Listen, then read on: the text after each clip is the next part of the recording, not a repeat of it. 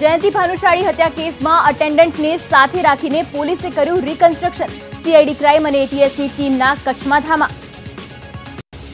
जयंती भानुशाळीनी हत्या केस में हजी सुधी पोलीस ने कोई नक्कर पुरावा नहीं मळ्या।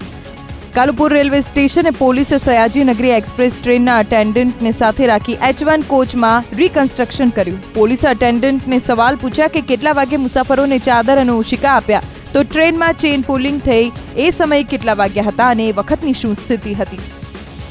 तो हत्या केसनो भेद उकेलवा सीआईडी क्राइम और एटीएस नी टीम पहोंची छे कच्छ।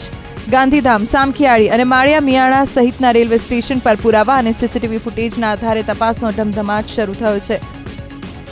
તો ગોળી મારતા પહેલા હત્યારા અને જયંતી ભાનુશાળી વચ્ચે 5-1 મિનિટ ઝપાઝપી થઈ હતી। હત્યારાઓ દરવાજો ખટખટાવતા ટીસી હોવાનું સમજી જયંતી ભાનુશાળીએ દરવાજો ખોલ્યો। એ સમયે હત્યારા અંદર ઘૂસી આવ્યા અને તેમની વચ્ચે ઝપાઝપી થઈ। આ સમયે પવન મોરે નામનો મુસાફર ડરી ગયો અને ચાદર ઓઢીને સૂઈ ગયો હતો। બાદમાં હત્યા કરી હત્યારા નાસી છૂટ્યા અને પવને જયંતી ભાનુશાળીની હત્યા કર્યાની જાણ ટીસીને કરી હતી।